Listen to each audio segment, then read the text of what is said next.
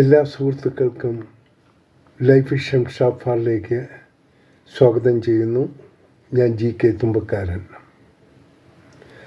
ആത്മാർത്ഥ സ്നേഹമുള്ളവരുടെ കൂടെ കൂടുമ്പോൾ മറന്നുപോകുന്ന ഒന്നാണ് ദുഃഖങ്ങൾ.